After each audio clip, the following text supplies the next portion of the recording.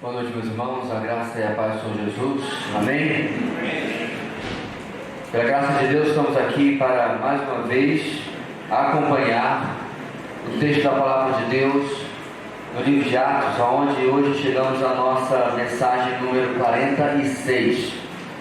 Estamos há mais de um ano acompanhando a narrativa que acontece logo após os dias da ressurreição e dos primeiros dias do Senhor ainda com a igreja, depois de ressurreto, o início da igreja e a expansão do Evangelho desde o seu início. E já estamos há algumas décadas desses acontecimentos iniciais, já chegando ao final da nossa narrativa. É claro que o livro de Atos não é um livro exaustivo, não é um livro que trata de detalhes desses anos todos, senão não teríamos apenas esses capítulos, teríamos provavelmente dezenas ou muito mais capítulos, mas com certeza foi registrado aquilo que mais interessava para a Igreja do Senhor. Pois bem, semana passada nós não estivemos aqui, estávamos em um nosso retiro de carnaval, então na semana retrasada, na mensagem anterior, no capítulo 21,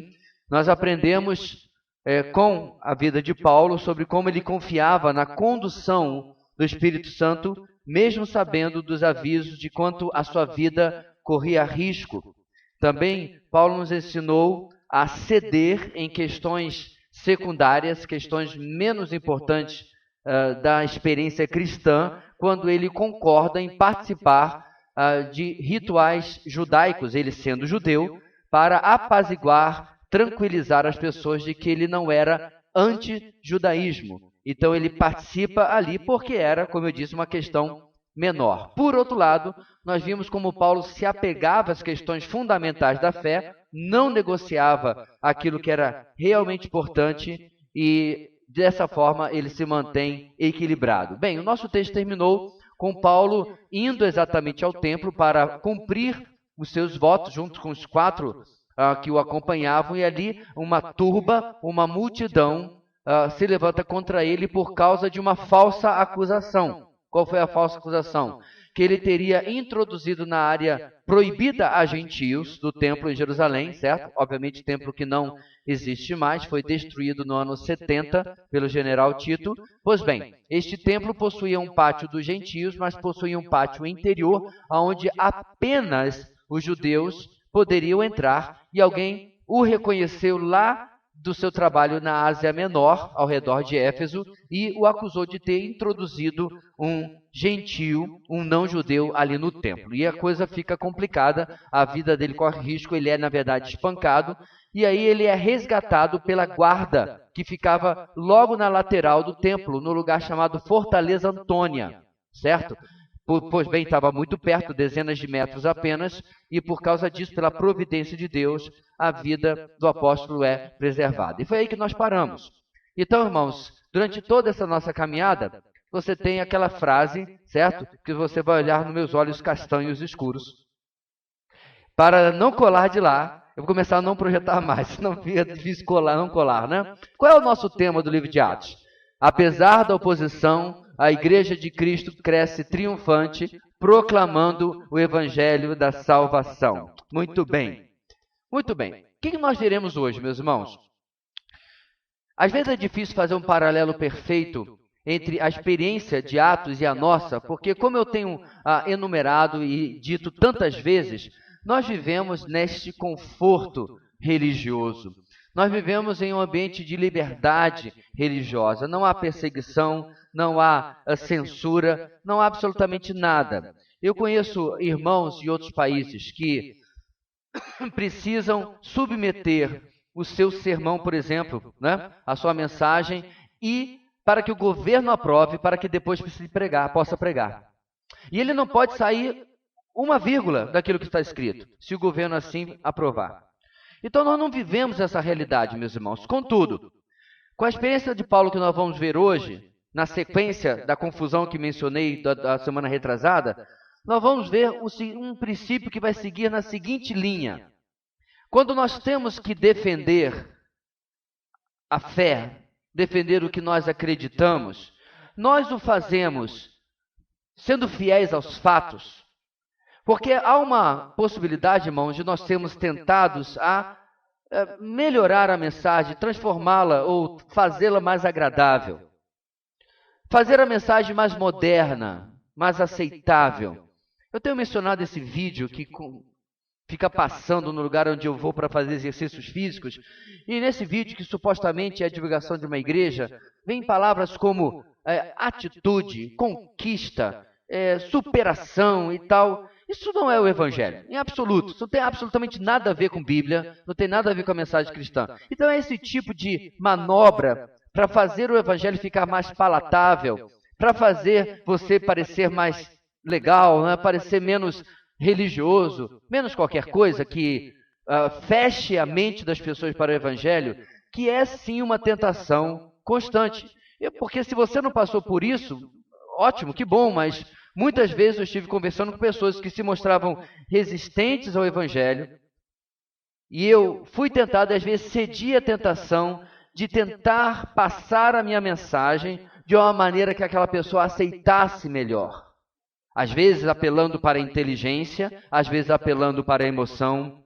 Mas Paulo nos ensina hoje, meus irmãos, que nada melhor na defesa da fé do que apenas a honestidade, a verdade, realmente aquilo que é o que a palavra de Deus ensina. A nossa grande ideia de hoje, o tema da mensagem de hoje é o seguinte. Desculpe, repetir o nosso tema geral. Devemos continuar agindo corretamente diante das ameaças na obra de Cristo. Devemos continuar agindo corretamente diante das ameaças na obra de Cristo. Aquilo que nós usamos, irmãos, na defesa do Evangelho são aquilo que Deus colocar na nossa vida como recursos e a mensagem que Deus tem colocado para nós pregarmos. É a isso e apenas a isso que temos que nos ater. Muitas vezes, usando essa estratégia, seguindo este caminho, as pessoas vão se opor amplamente àquilo que está sendo pregado. Mas se isso acontece, por que Paulo faz isso? Porque eu estou defendendo a tese de que nós devemos fazer isso também. Porque, meus irmãos, o Espírito Santo convence os corações, apesar da mensagem não ser aquela que é mais agradável aos corações. Quando o Senhor atinge ou alcança o coração de alguém, Ele não faz porque você deu um jeitinho na mensagem, mas porque você foi verdadeiro com a mensagem. São coisas distintas. Ele não faz porque você melhorou, entre aspas, na verdade piora, a mensagem para ela ser aceita, mas porque você se ateve aos fatos e pregou o Evangelho, pregou a verdade assim como ela é. Paulo vai fazer isso hoje. Eu quero convidar você a nós começarmos a nossa caminhada. E nós vamos, ainda terminando o capítulo 21, certo? Depois vamos passar para o 22. Nós vamos começar do versículo 37 até o versículo 40, que é o final do capítulo 21. Acho que deu tempo de você abrir a sua Bíblia e ficar a postos aí. Olhe para os lados e vê se alguém precisa pegar uma carona com você. Diz assim, juntos, irmãos, versículo 37. Quando os soldados estavam para introduzir Paulo na fortaleza, ele perguntou ao comandante: "Posso dizer-te algo?" "Você fala grego?" perguntou ele. "Não é você, o egípcio, que iniciou uma revolta e há algum tempo..." Desculpe, mas agora eu percebi que meu texto apagou. Vamos de novo, irmãos. "Não é você, o egípcio, que iniciou uma revolta e há algum tempo levou 4.000 assassinos para o deserto?" Paulo respondeu: "Sou judeu, cidadão de Tarso, cidade importante da Cilícia. Permite-me falar ao povo?" Tendo recebido permissão do comandante, Paulo levantou-se da escadaria e fez sinal à multidão. Quando todos fizeram silêncio, dirigiu-se a eles em aramaico. Inicialmente, irmãos, a palavra de Deus vai nos ensinar hoje o seguinte: Deus providencia recursos para os desafios que enfrentamos. Deus providencia, arranja, coloca em nossas vidas recursos para os desafios que nós enfrentamos. Obviamente, na defesa, na caminhada, no ministério cristão.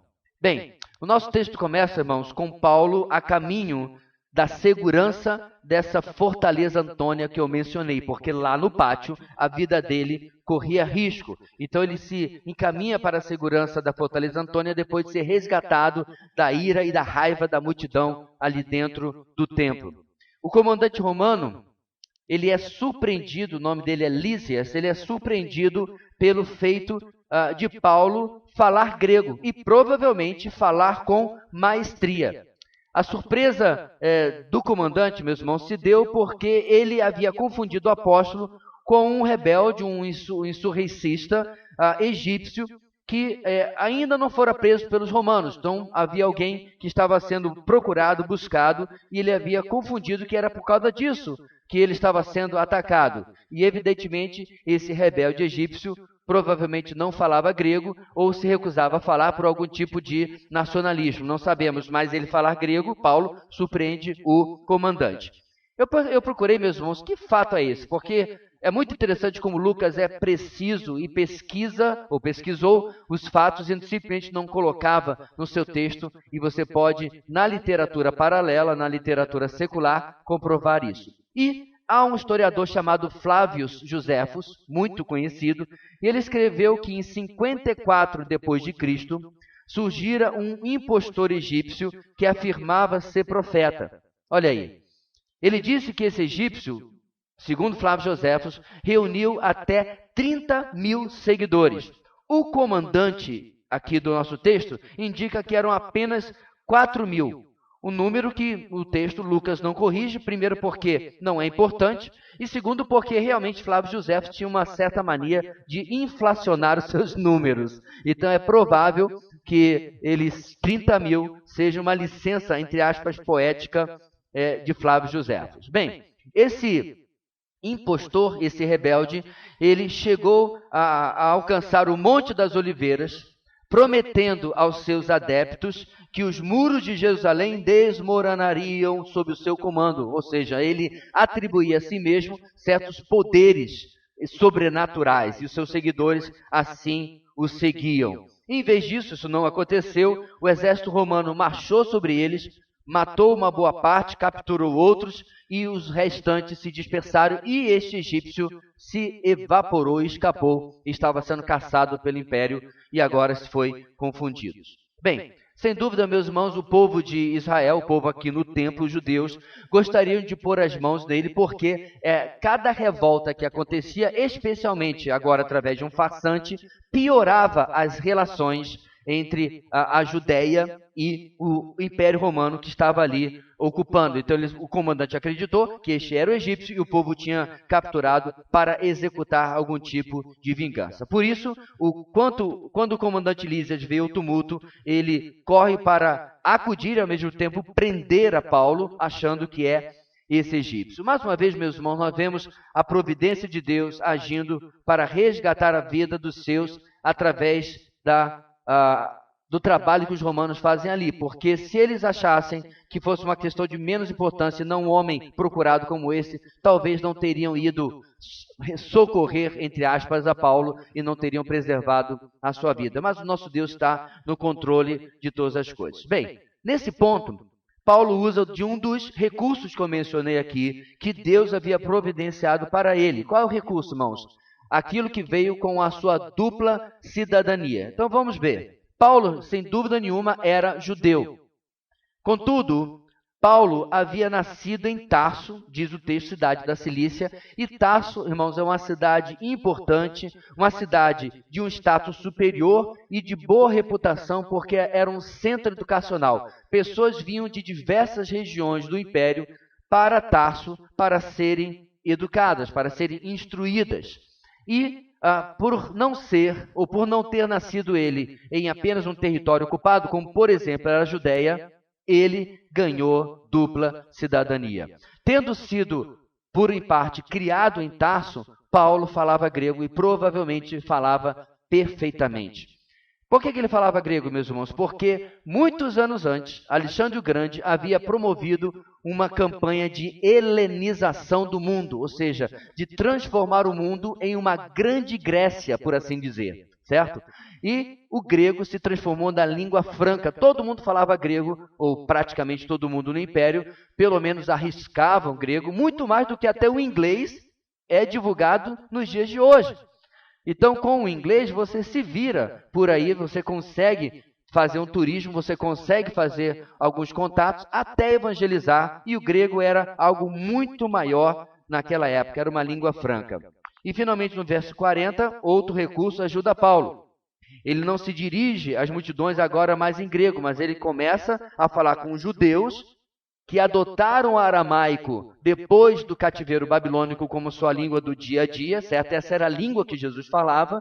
Hoje, se você for em Israel, você fala o hebraico moderno, certo? Mas no tempo de Jesus, ainda como uma consequência pós-exílica, eles falavam o aramaico, que é muito, muito, muito próximo do hebraico, até mais próximo, por exemplo, do que o português e o espanhol, digamos assim, ok? E Paulo usa esse recurso que ele tem para falar com as multidões. O que você vai ver no texto seguinte, funciona, as multidões se calam e ouvem Paulo. Em lugar de, se ele tivesse falado em grego, ele não teria conseguido. A nossa pequena lição, meus irmãos, dessa primeira parte do texto, é exatamente aprender como Deus prepara a nossa vida, não por uma sucessão de acasos, mas por providência. Tudo aquilo que você tem até hoje foi Deus preparando a sua vida para o serviço dele. E você achava que era por outros motivos, né? Deus nos capacita, nos dá recursos, dons e talentos, habilidades, para que nós possamos servi-lo. Lá no Antigo Testamento, você já deve ter passado por esse texto na sua leitura anual, assim espero. Você lembra que Deus pegou alguns artesãos, pessoas que aprenderam a fazer coisas com madeira, com metais preciosos. Deus ainda os capacita com o Espírito Santo, mas usa esses artesãos para construírem o tabernáculo lá no deserto. Aliás, não sei quantos irmãos clicaram no link que eu coloquei no grupo, eu encontrei um vídeo de um tabernáculo, é um parque a céu aberto que existe em Jerusalém, ou desculpe, em Israel, eu não sabia. E lá está o tabernáculo com as medidas bíblicas, você pode entrar, né? Você pode entrar no Santo dos Santos, porque é só de mentirinha, ninguém vai ser consumido, né? Mas é muito bonito, irmãos, ver ali, mesmo sendo uma coisa feita agora, como aquilo replica o que eles tiveram que fazer no deserto. Como que Deus fez isso? Com homens que haviam adquirido habilidade para servir a Deus. Agora há pouco no vídeo nós vimos os nossos irmãos usando de habilidade básica de medicina. Provavelmente alguns enfermeiros, talvez médicos, talvez não. Mas esse recurso foi usado por Deus para fazer um contato, uma entrada com aquelas tribos que estavam sofrendo com malária, e ali com certeza se abriu uma porta para o ministério. Jovens, isso não exclui os adultos, mas eu quero falar especialmente com os adolescentes e com os jovens. Aproveite toda e qualquer oportunidade de adquirir habilidades, de adquirir recursos para que você possa servir a Deus, para que você possa ser instrumento nas mãos de Deus. Algumas semanas atrás eu narrei como pude ajudar uma igreja, estava visitando, na verdade, na tradução, porque o tradutor encarregado para o pregador, que era americano, não se sentiu capacitado por ser novo convertido, e ali Deus pôde nos dar o privilégio de servir. Da mesma forma, irmãos, há muitos e muitos anos atrás, no Rio de Janeiro, recebemos alguns irmãos americanos para fazer evangelismo no Rio de Janeiro, e o meu pastor me perguntou se eu podia ajudar, e fomos lá, de casa em casa. O irmão pregava o evangelho em inglês, eu traduzia, e ali nós pudemos pregar o evangelho, e algumas vidas se entregaram a Jesus. O ponto aqui, meus irmãos, é que Paulo não sabia, quando ele estava aprendendo grego, latim. Supõe-se que Paulo falava de 6 a 8, 9 idiomas. Quando ele estava aprendendo cada uma dessas línguas, como ele seria útil no ministério. Quem sabe o que Deus pode fazer com a sua vida, com as habilidades que você tem hoje, com as habilidades que você pode ainda adquirir. Interessante, irmãos, às vezes nós gastamos tanto tempo com coisas que não têm absolutamente nenhuma utilidade. Às vezes nem na vida e muito menos na obra do Senhor. Quando nós podíamos investir em alguns minutos, algum momento, algum tempo na nossa semana para ser útil, assim como Paulo está usando esses recursos que Deus tem colocado para ele aqui. Inclusive, nesse contexto, para salvar a sua própria vida. Muito bem, agora passando para a fala de Paulo propriamente dito, eu quero convidar você a irmos para o capítulo 22. E nós vamos inicialmente ler do versículo 1 até o versículo 9. 22, de 1 a 9. Vamos juntos, irmãos? Diz assim a palavra do Senhor. Irmãos e pais, ouçam agora a minha defesa. Quando ouviram que lhes falava em aramaico, ficaram em absoluto silêncio. Então Paulo disse: sou judeu, nascido em Tarso da Cilícia, mas criado nesta cidade. Fui instruído rigorosamente por Gamaliel na lei de nossos antepassados, sendo tão zeloso por Deus quanto qualquer de vocês hoje. Persegui os seguidores deste caminho até a morte, prendendo tanto homens como mulheres e lançando-os na prisão. Como podem testemunhar o sumo sacerdote e todo o sinédrio. Deles cheguei a obter cartas para seus irmãos em Damasco, e fui até lá, a fim de trazer essas pessoas a Jerusalém como prisioneiras para serem punidas. Por volta do meio-dia, eu me aproximava de Damasco, quando de repente uma forte luz vinda do céu brilhou ao meu redor. Caí por terra e ouvi uma voz que me dizia: Saulo, Saulo, por que você está me perseguindo? Então perguntei: quem és tu, Senhor? E ele respondeu: eu sou Jesus, o Nazareno, a quem você persegue. Os que me acompanhavam viram a luz, mas não entenderam a voz daquele que falava comigo. Em segundo lugar, meus irmãos, na defesa do ministério cristão, devemos usar a verdade dos fatos. Na defesa do ministério cristão, devemos usar a verdade dos fatos. Bem, um fato que nós não podemos ignorar é que mentir ou não falar a verdade, pelo menos, podia salvar a pele de Paulo. Nós sabemos, meus irmãos, que se ele apenas esclarecesse a confusão da acusação completamente descabida dele ter introduzido um gentio aonde era proibido, se ele dissesse irmãos e pais, segundo a acusação que este camarada aqui levantou contra mim, não aprova. Eu estive na cidade em companhia de fulano, Beltrano, lembra? Trófimo e todos eles, mas nenhum deles eu introduzi no templo, ok? Tudo esclarecido, tamo de boa, certo? Bora, comandante. Não é isso que ele faz. Porque apesar desses serem fatos, não são os mais importantes fatos.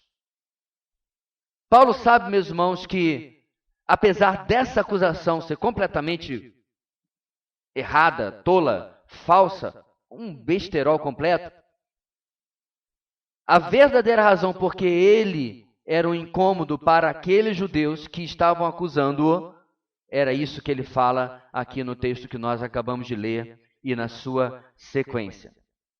Então agora, meus irmãos, no capítulo 22, nós estamos num cenário de testemunho, de pregação. No verso 1, Paulo fala a esses irmãos dele, irmãos e pais, com esse tipo de vocativo, com esse tipo de tratamento, porque ele está entre os seus. Irmãos e pais é uma tentativa dele mostrar a eles fraternidade, mas ao mesmo tempo de respeito. Fraternidade para com os seus iguais e respeito para com os mais velhos e as autoridades ali presentes. Então, Paulo começa de uma maneira magistral e muito inteligente, demonstrando para com a multidão respeito e não uma postura desafiadora ou desrespeitosa ou qualquer coisa assim. E falando em sua defesa, Paulo pede àqueles que o estão ouvindo que eles ouçam a sua defesa. A palavra que Paulo usa aqui, meus irmãos, é apologia. A palavra apologia é da onde vem a nossa palavra moderna, que mencionamos hoje de manhã na nossa EBD, apologética. O que é apologética, irmãos? Argumentação em defesa de alguma coisa. E, em nosso caso, é uma argumentação em defesa da fé. E é muito interessante, meus irmãos, porque essa mesmíssima palavra é usada por Pedro na primeira carta de Pedro, capítulo 3, versículo 15. Lá nós lemos: antes, santifiquem Cristo como Senhor em seu coração. Estejam sempre preparados para responder a qualquer pessoa que lhes pedir a razão da esperança que há em vocês.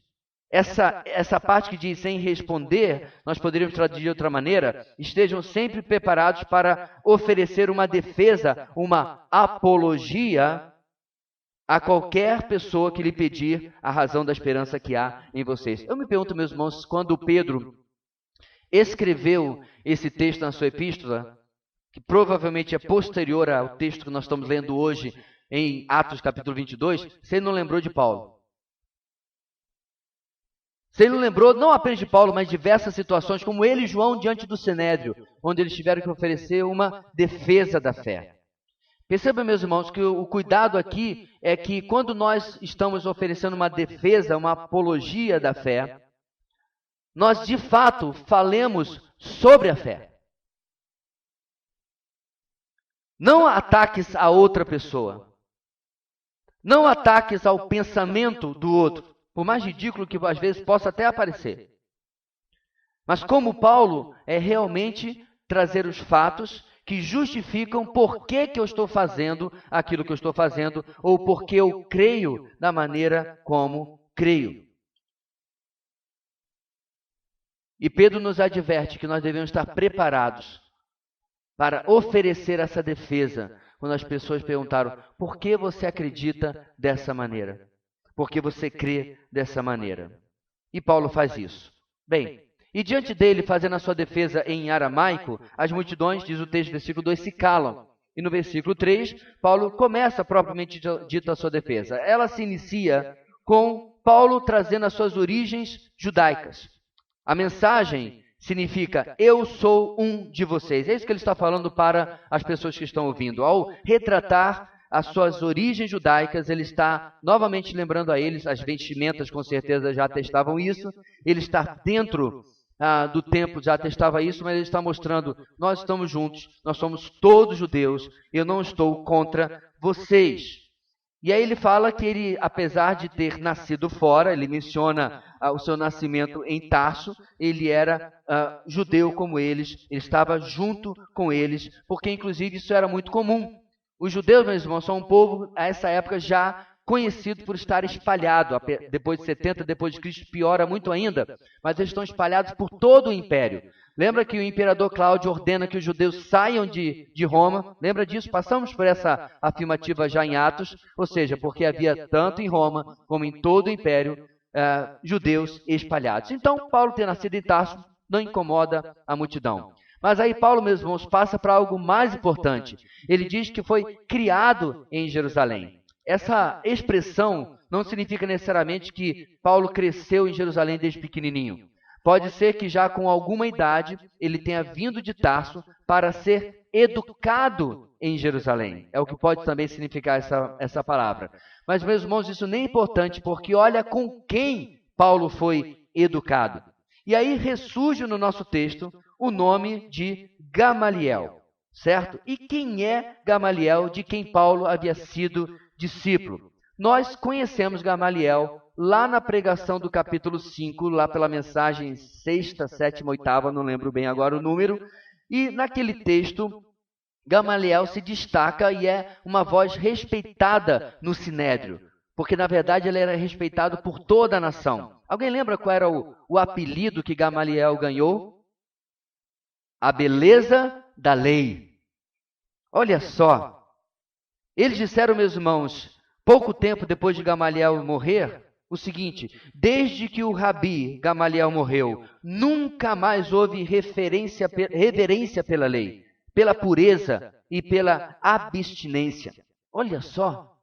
E Gamaliel foi usado lá no capítulo 5 para dar aquele conselho, certo? Que não necessariamente está correto, eu expliquei isso na época, mas que Deus usa para que o Sinédrio não se importe mais com os apóstolos que estavam presos diante do Sinédrio no interrogatório e eles liberam os apóstolos. Bem, Gamaliel havia morrido, meus irmãos, se nós estamos aqui por volta do ano 54, aproximadamente 2 anos atrás. Então, quando Paulo se levanta e diz, eu fui criado aos pés de Gamaliel, todo mundo olhou para Paulo nesse instante com novos olhos.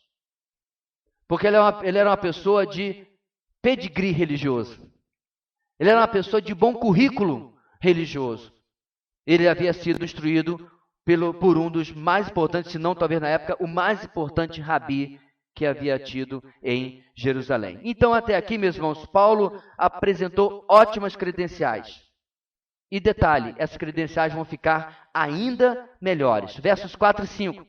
Paulo explica como havia perseguido os seguidores deste caminho. De quem ele está falando? Eu e você.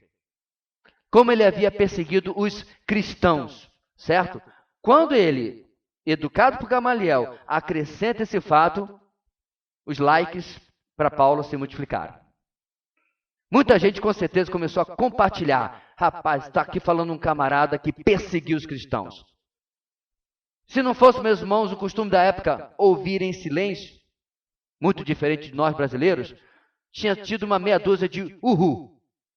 Ainda bem que o Abraão não estava lá. Abraão, nosso irmão, né? Quero dizer. Porque, meus irmãos, isso é muito bom. As multidões odiavam os cristãos. No máximo, toleravam. Uma boa parte da população temia os cristãos. Porque coisas esquisitas aconteciam no meio deles. Você lembra de Ananias e Safira? Quando Ananias e Safira morrem do nada aos olhos dele, diz o texto, e um temor do povo veio a respeito da igreja. Esse temor, irmãos, é muito bom que em português a gente pode fazer a diferenciação, não é medo, mas é a ideia de que esse povo aí, ou você se junta a eles ou fique bem longe, porque eles são perigosos, eles são estranhos. E já vários boatos começavam a circular sobre coisas que os cristãos supostamente faziam ali e que isso, inclusive, foi usado posteriormente pelo Império Romano para levar muitos nossos irmãos à morte. Pois bem, então Paulo, como eu disse, ele traz essa credencial que ele havia perseguido os seguidores deste caminho. Inclusive, ele diz, pergunte ao pessoal do Sinédrio, pergunte ao sumo sacerdote, eles podem confirmar as minhas credenciais. E realmente, meus irmãos, Saulo de Tarso fora um dia o cão de caça do Sinédrio para com os cristãos. Quando ele vai para Damasco, ele tem carta branca, autoridade total de fazer o que fosse necessário para caçar os nossos irmãos, no caso, inimigos para ele, e trazê-los de volta. E de novo aqui, meus irmãos, como eu disse, ótimas credenciais, até que chega a estrada de Damasco na história de Paulo. É aí, meus irmãos, que Paulo começa a cair no conceito desse pessoal. É aí que ele começa a perder assinantes. O pessoal começa a dizer, estava indo bem, mas essa história aí que está começando a não gostarmos. Porque, meus irmãos, ele começa no versículo 6 a 9 a relatar aquilo que nós lemos lá no capítulo 9, mas com alguns detalhes. Vale a pena ler de novo. Vamos lá. Por volta do meio-dia, eu me aproximava de Damasco, quando de repente uma luz forte, vindo do céu, brilhou ao meu redor. Caí por terra e ouvi uma voz que me dizia, Saulo, Saulo, por que você está me perseguindo? Então perguntei, quem és tu, Senhor? E ele respondeu, eu sou Jesus, o Nazareno, a quem você persegue. Os que me acompanhavam viram a luz, mas não entenderam a voz daquele que falava comigo. Quais são alguns fatos, meus irmãos, que entornam o caldo, como a gente diz, aqui no testemunho de Paulo para com essa audiência judaica? Primeiro, Saulo é ofuscado por uma luz mais forte do que o sol do meio-dia. Eu e você amamos essa descrição. Um judeu ouvindo. Quer dizer que aquilo que você está anunciando é mais poderoso do que o sol. Entende, meus irmãos, com a perspectiva de nós ouvindo isso e um judeu ali na escadaria perto da Fortaleza Antônia ouvindo isso é completamente diferente. Quando nós ouvimos que Jesus brilhou aos olhos de Paulo, mais forte do que o sol do meio-dia. E eu e você em Boa Vista, Roraima, sabemos muito bem o que é o sol do meio-dia. Porque talvez, meu querido, alguém pregando esse texto lá no Círculo Polar Ártico, deve dizer assim, não estou impressionado. Porque lá 6 meses por ano é escuridão. E quando o sol vem, é o sol minguadinho, é o sol lá dos 5:30 da manhã daqui do nosso. Nós não. E nós sabemos, irmãos, que no Oriente Médio, Damasco é Síria, procure no mapa hoje, Damasco existe até hoje. É sol forte. Jesus brilhou mais do que o próprio sol. Então eu e você dizemos, aleluia! Os judeus disseram assim, você não está indo bem. Mas não acabou. A lei, meus irmãos, de brilhar mais do que o sol do meio-dia, diz o texto que ele cai por terra, igualzinho o pessoal no Antigo Testamento quando estava diante de Deus. Paulo está dizendo, meus irmãos, que ele está tendo uma experiência diante do próprio Deus. Então diz ele, eu caí por terra. E na cabeça dos judeus, eles começaram a lembrar quantas e quantas pessoas se jogaram em terra, caíram por terra, sobrecarregados, espasmados, surpreendidos pela glória de Deus, pela sua presença. Isso não vai muito bem, porque daqui a pouquinho ele vai dizer o nome de quem está fazendo tudo isso com ele. De quem brilha mais do que o sol, de que tem uma glória e uma presença suficiente para lançá-lo até o chão. E a multidão com certeza vai mudar a sua opinião sobre quão boas eram as credenciais de Paulo. Diz o texto também, meus irmãos, que Saulo, segundo as palavras de Jesus, está perseguindo a Jesus. Porque quando alguém persegue a nós, persegue ao nosso Senhor. Por que isso é importante também, meus irmãos? Porque eu e você dizemos, aleluia! O judeu ouvindo isso aí, como é que é? Então quer dizer que quando nós estamos aqui entregando os judeus, os cristãos presos e tal, nós estamos trabalhando contra Deus? Porque é exatamente isso que Paulo está falando sem falar. Esse é o conteúdo da mensagem que Paulo está trazendo aqui diante dessa multidão. Porque Jesus se identifica com o sofrimento do seu povo. Tal e qual, meus irmãos, Deus se identificava com o sofrimento de Israel. Ele dizia que Israel era a menina dos olhos. Quem tocava no seu povo, mexia com ele. E com certeza isso não caía bem diante dessa multidão ao ouvir essas coisas. Finalmente vem a pergunta de Paulo sobre a identidade do dono dessa voz, do dono dessa glória. E certamente, meus irmãos, essa pergunta de Paulo não vem com total ignorância. Paulo já vinha lutando com algumas coisas. Desde quando? Lembra que nós estamos falando aqui lá do capítulo 9, não é isso? Paulo está só lembrando a sua experiência de conversão. O que aconteceu, irmãos, pouquinho antes da experiência de conversão de Paulo? O martírio de Estevão. E quando Estevão morreu, várias coisas aconteceram. Ele perdoou os seus algozes, ele pregou o evangelho, mas também, meus irmãos, aconteceu o quê? O rosto de Estevão se transformou como o rosto de anjo. E Paulo viu, no caso era Saulo na época, todas essas coisas. É por isso, queridos, que uma informação que não está presente nesse texto, mas eu quero adiantar que está mais à frente, é quando virá a passagem que diz, dura coisa é para você recalcitrar contra os aguilhões, ou seja, resistir às evidências. Então, quando Paulo pergunta, quem és tu, Senhor? Era em parte para confirmar as dúvidas que Paulo já tinha no seu coração. E aí ele se identifica. Hayá e Yeshua. Só que Yeshua, meus irmãos, é um nome extremamente comum. Como eu já expliquei outras vezes, nada mais é do que Josué. É o mesmíssimo nome de Josué no Antigo Testamento. Então ele se identifica mais claramente. Eu sou Jesus, o Nazareno. Eu sou aquele que vem sendo pregado e cujos meus seguidores vêm sendo perseguidos. Eu fico pensando, irmãos, por que nesse exato momento, ainda tem alguns versículos na defesa de Paulo, porque nesse exato momento a multidão já não começou a gritar e a mandar que ele se calasse. Porque você talvez não perceba, porque a nossa mentalidade já é cristã, mas para o judeu ele estava percebendo, você está fazendo esse homem, esse criminoso, igual a Deus? Esse farsante, esse falso Messias? Na opinião da multidão judaica, era isso que Jesus era. Mas perceba, irmãos, como diz o nosso ponto, como Paulo, defendendo o ministério que Deus lhe tinha dado, inclusive a sua própria vida, ele nada mais usa do que a verdade dos fatos. Não há nada inventado, não há nada melhorado, não há nada fora daquilo que realmente aconteceu com ele.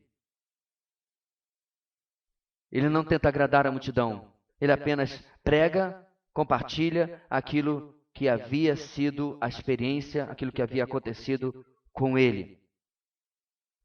Meus irmãos, tudo isso certamente teve um grande impacto com aquela audiência diante de Paulo.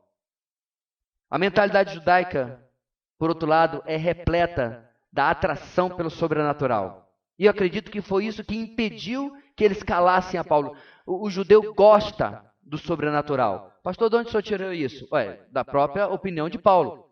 Os judeus pedem o que, irmãos? Sinal.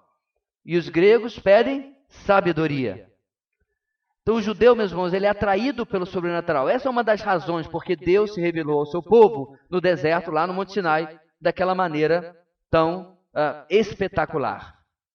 Era importante que ele mostrasse ao seu povo o seu poder, a sua glória, diferentemente daqueles deuses lá do Egito que eram muito bons para fazer estátua, mas não fazia absolutamente nada. Então Deus usa o espetacular para formar a fé e a religiosidade judaica, e é isso que Paulo apela nesse momento. Pois bem, meus irmãos, há desafios na nossa vida também. Desafios para pregar, desafios para defender a fé. E o que Deus espera, o que Deus aguarda de mim e de você, é que nós sejamos verdadeiros nos fatos a respeito da fé. Certa feita, meus irmãos, as pessoas vão desafiar você naquilo que você acredita. Pastor, quando é que isso acontece? Quando você começa a abrir a sua boca.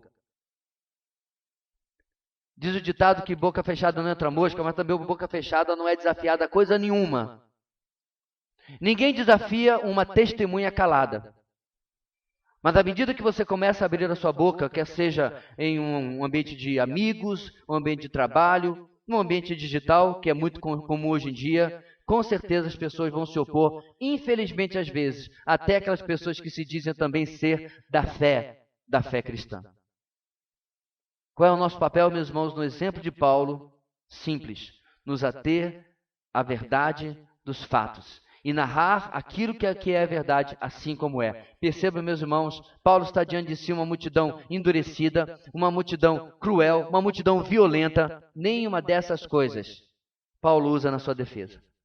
Ele não ataca o caráter deles, ele não ataca a dureza de coração deles, ele apenas fica com a verdade. Paulo até fez isso alguma vez, quando, por exemplo, depois de pregar repetidas vezes numa sinagoga, ele diz, olha, o sangue de vocês esteja sobre vocês.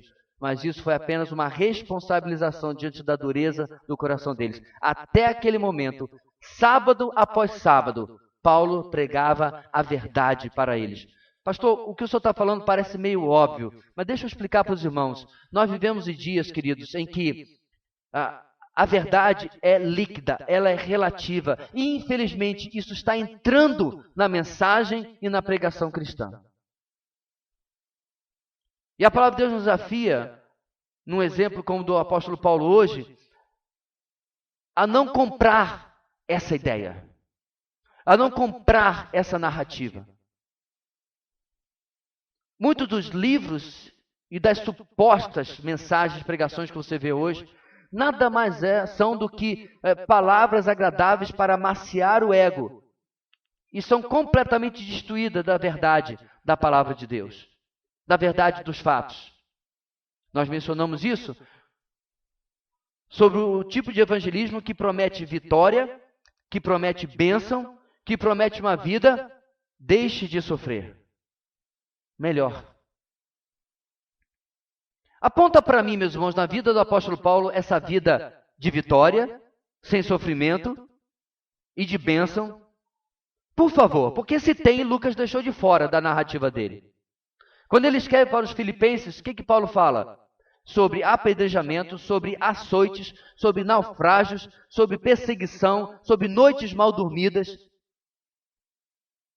E isso acontecia com o apóstolo Paulo, meus irmãos, porque ele incomodava. Hoje de manhã nós falávamos que, de forma uma anedota, de forma jocosa, nós falávamos que há crentes, meus irmãos, que Satanás não incomoda. Por quê? Porque eles não incomodam. Você já ouviu a expressão cutucar a onça com vara curta? Há cristãos que Satanás deixa quietinho no seu canto. Por quê? Como diz na minha terra, não fede nem cheira. Ele não incomoda, ele não é relevante. Ele às vezes é até desconhecido no seu ambiente de trabalho, como cristão, ou ambiente de estudo. Eu já contei para vocês de um colega que eu tive que estudou 2 anos, no 3º ano consecutivo estudando junto, que eu fui descobrir que ele pertencia à 4ª igreja batista do meu bairro, era da 3ª.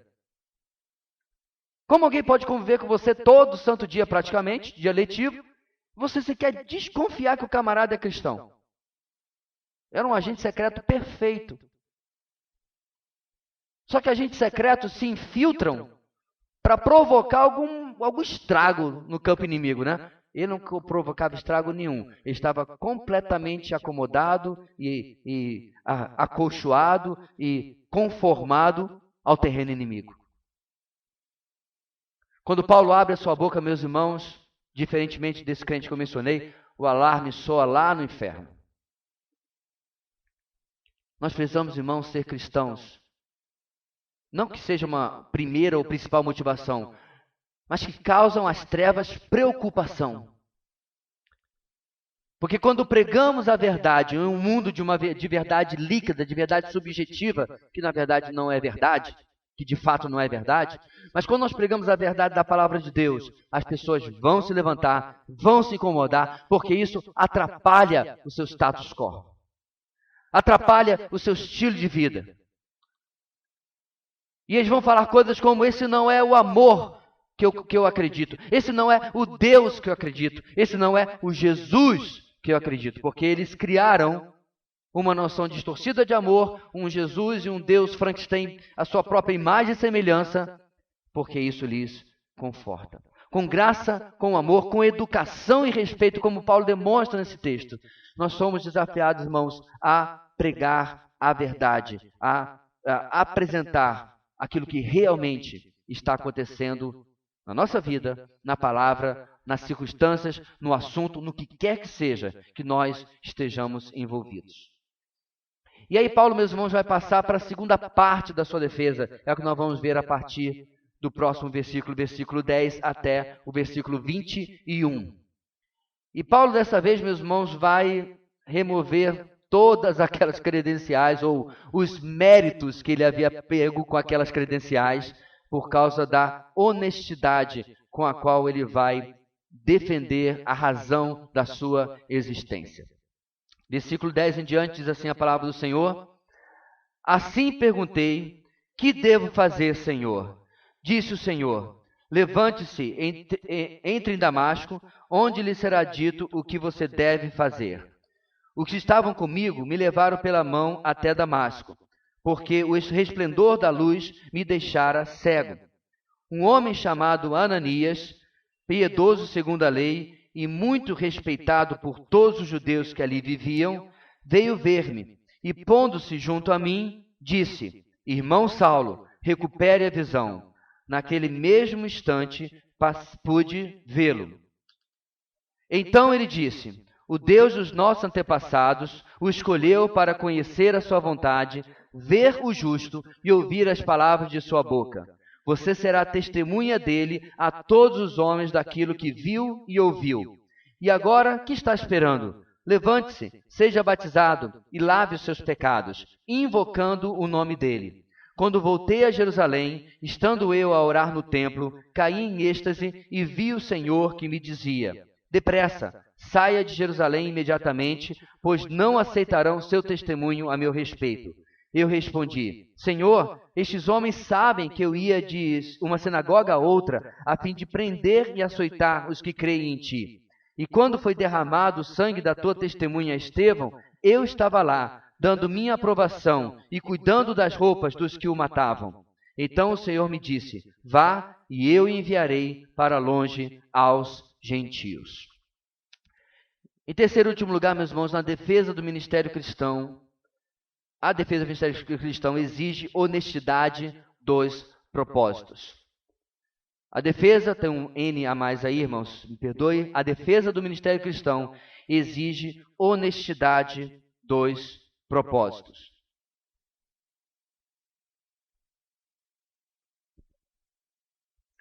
Certa feita eu estava conversando com alguém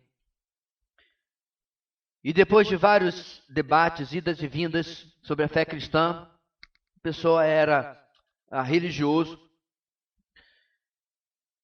Ele perguntou, ele falou em forma de acusação, quando a pessoa já não consegue mais no campo das ideias, ele parte para o campo dos ataques, né? Não consegue ganhar na bola, vai no corpo. Ele falou para mim assim, você é só mais um desses crentes querendo me converter.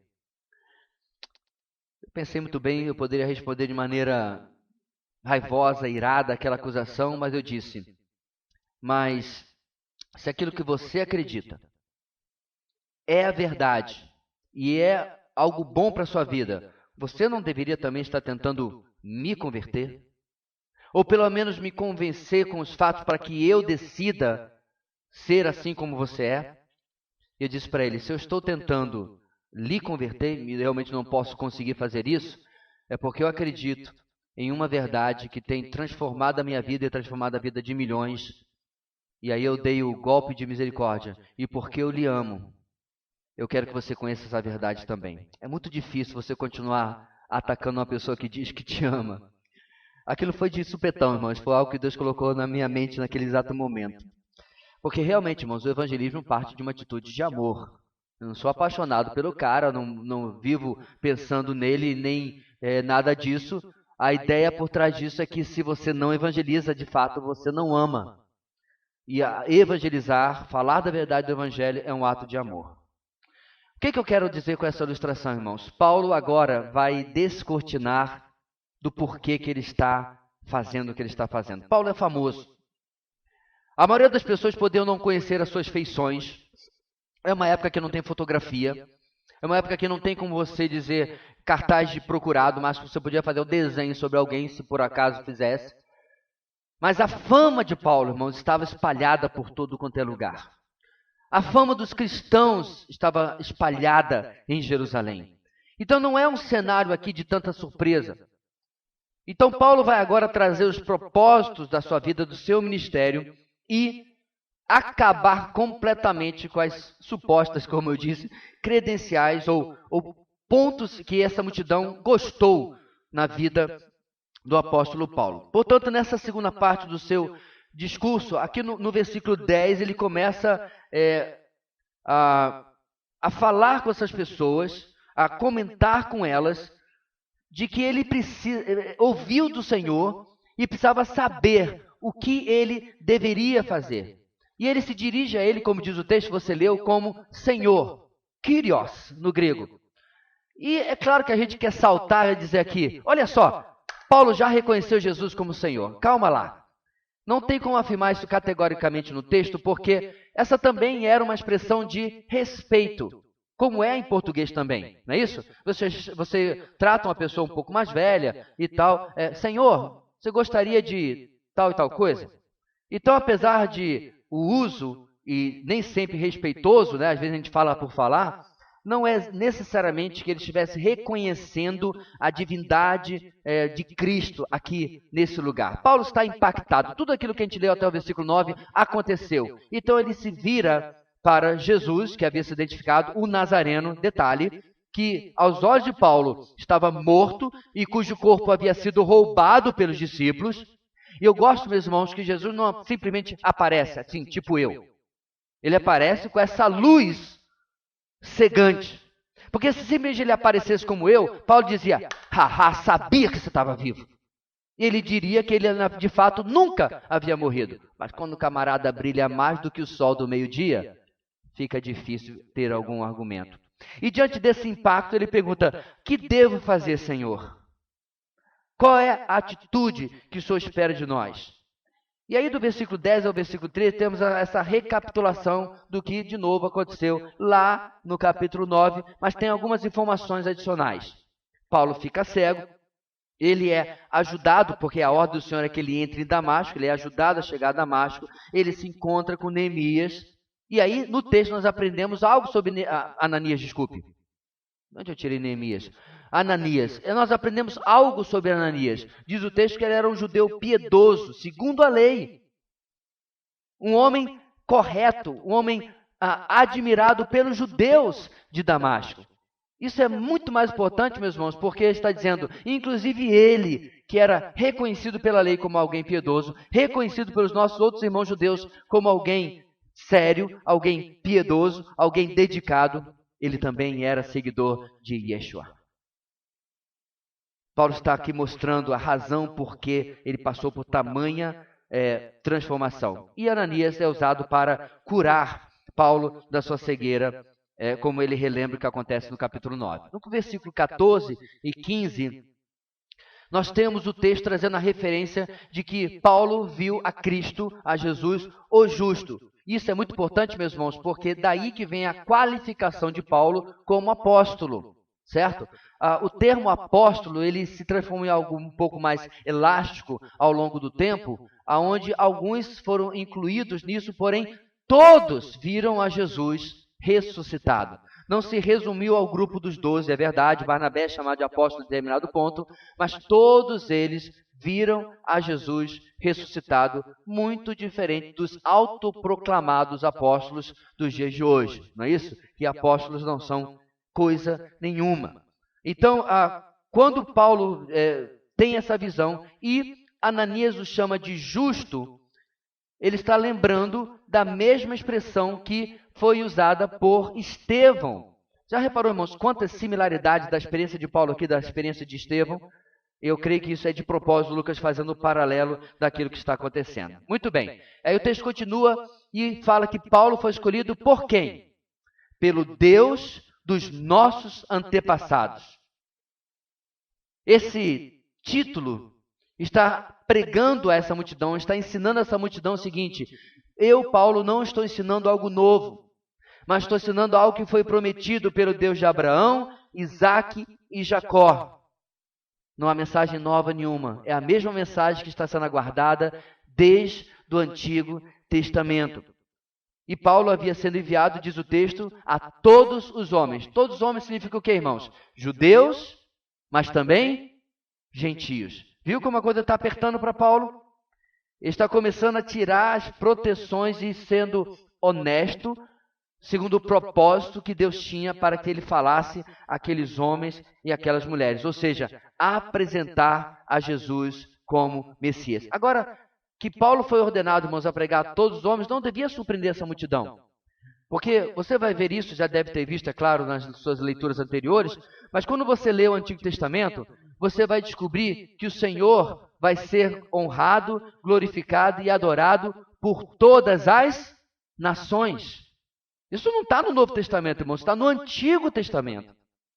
De alguma forma, os judeus se transformaram em um povo tão autocentrado, certo? Tão voltados para si mesmos, que eles esqueceram que o objetivo que Deus escolheu Israel foi que ele fosse uma luz para as nações. Israel, meus irmãos, tinha que ser um povo tão próspero, tão bonito, tão feliz, que o povo viesse a Israel, que o povo viesse a Jerusalém para saber que Deus é esse que faz essa transformação na vida de vocês. Isso aconteceu de fato no Antigo Testamento. Você lembra da rainha de Sabá? Ela vai até Jerusalém por causa da fama de Salomão e por causa da glória do seu palácio e um país que funcionava perfeitamente, um país que estava em expansão, povos se sujeitando a Israel, porque Deus estava abençoando. Até que Salomão, é claro, você sabe, jogou tudo fora, praticamente, com as suas escolhas de vida. Mas o fato é, meus irmãos, que ser testemunho para as nações estava sempre na visão e no plano de Deus para Israel. E esses homens e mulheres aqui deveriam saber disso, deveriam levantar essa mesma bandeira junto com Paulo. O texto continua. E aí diz que Ananias vira para Paulo, no versículo 16, diz: levante-se, seja batizado e lave os seus pecados, invocando o nome dele. Então Paulo agora faz a união, meus irmãos, de algo que eles conheciam. O batismo, eu já expliquei várias vezes, não foi algo inventado pelos cristãos. É algo que era comum a várias religiões, significava eu me identifico com aquilo que está sendo pregado, certo?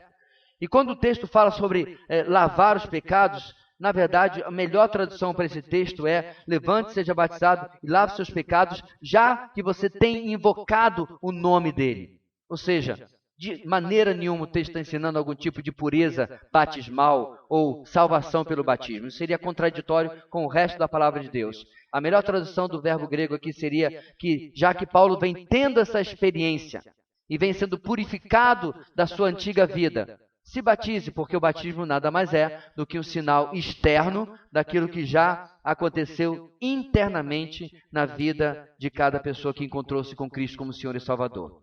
E aí o texto dá um pulo, porque quando nós passamos por Atos 9, nós sabemos que Paulo permaneceu um tempo em Damasco, não é isso? O povo lá em Jerusalém, coitado do Sinédrio, ficou assim, gente, manda um WhatsApp para ele aí, o que aconteceu? Ele foi lá para pegar o pessoal, para capturar, não se sabe mais nada dele, porque Paulo abandonou a sua missão de cão de caça do Sinédrio e começou a se juntar com os discípulos em Damasco e ficou lá há algum tempo. Mas aí no versículo 17, nós temos um pulo para o tempo que ele volta para Jerusalém.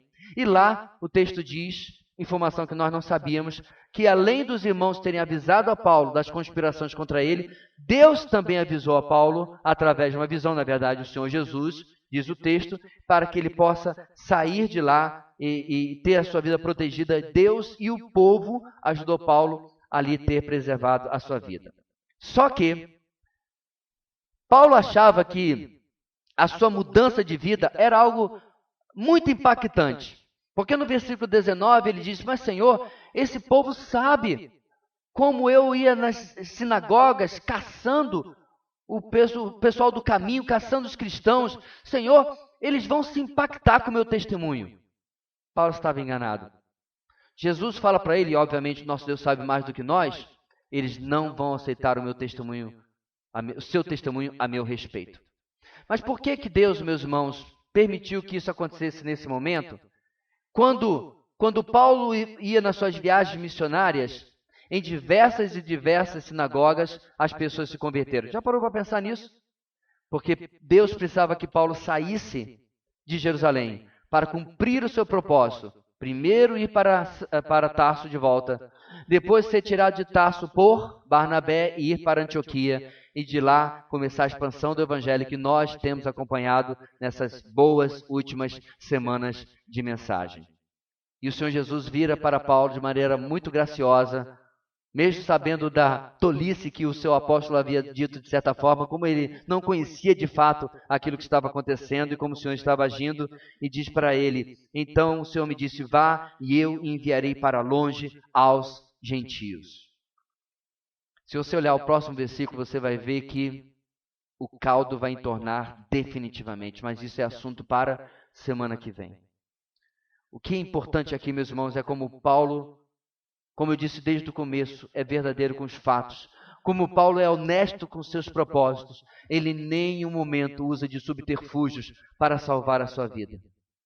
Eu confesso a vocês, meus irmãos, que eu estaria tentado a narrar para essa multidão talvez apenas parte da verdade, não mentir, mas a parte que não me afetasse, a parte que não me ameaçasse, apenas esclarecer os mal-entendidos e me livrar dessa ameaça que estava acontecendo aqui.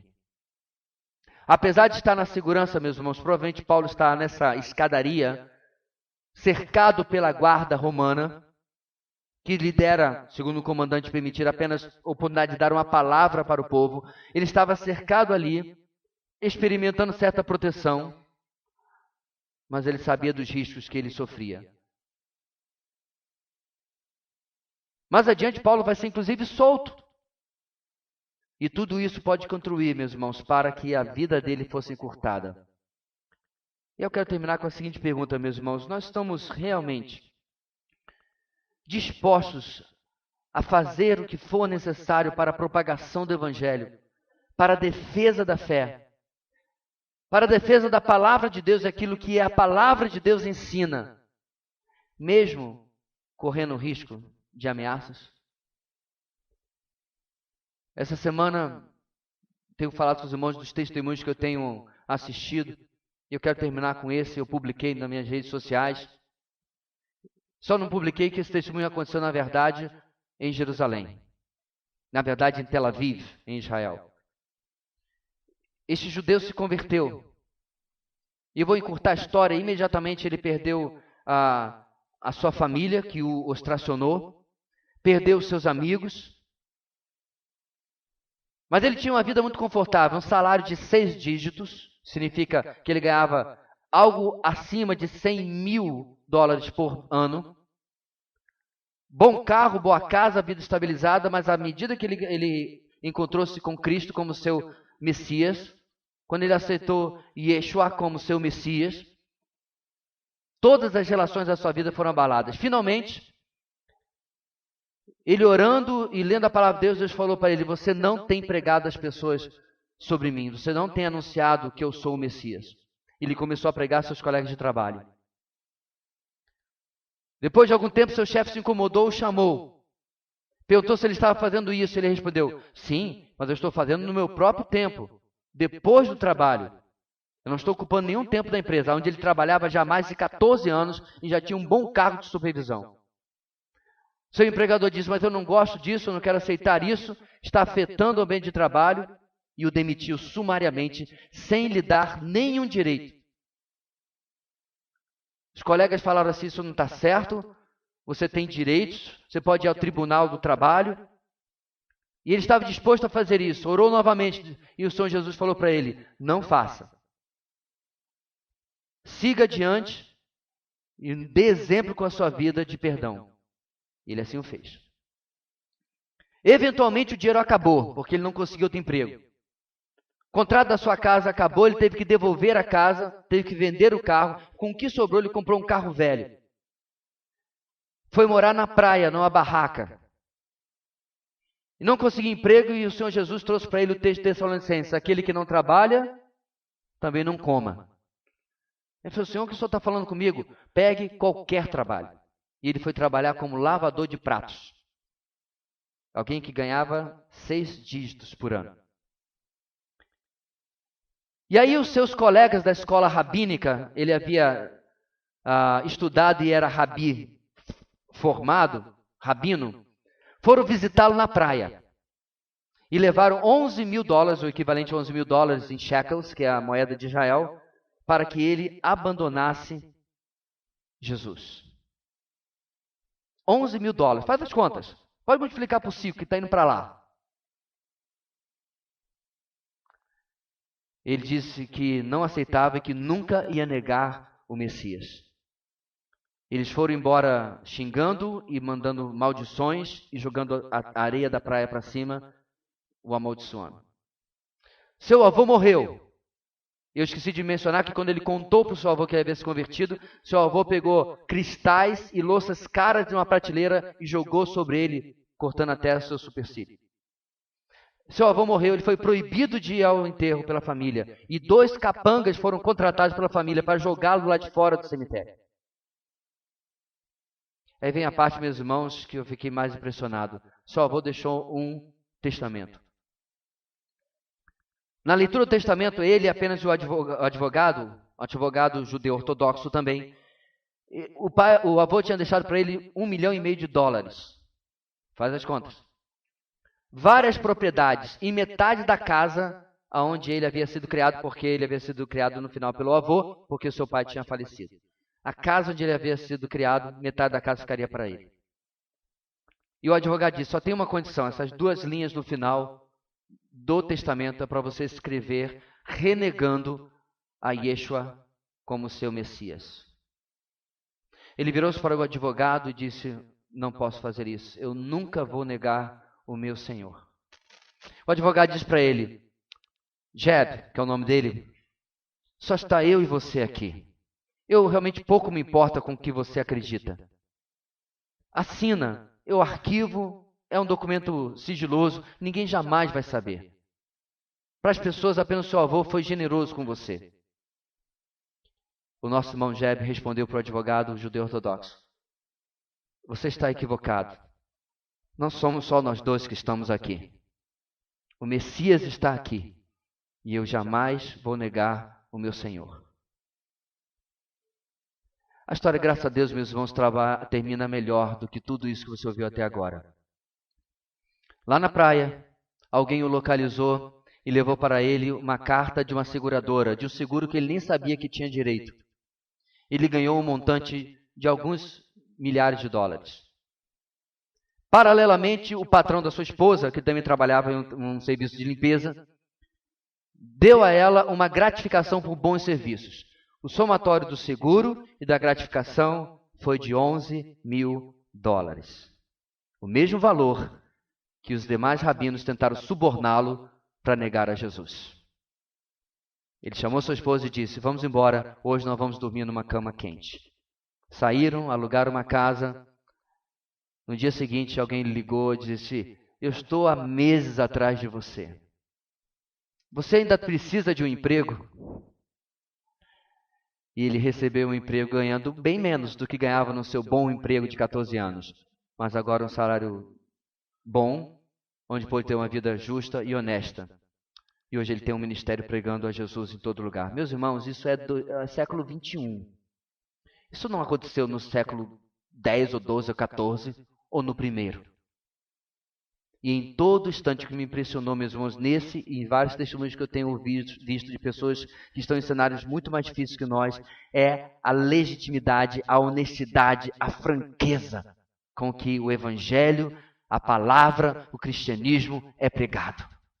Não há máscaras, não há um amálgama, uma mistura de evangelho mais psicologia, de evangelho mais sociologia, de evangelho mais filosofia, porque quando você mistura qualquer coisa, deixa de ser evangelho. A palavra está sendo pregada, como diz um hino americano, a velha religião, a velha fé, a velha crença, que serviu para os nossos antepassados.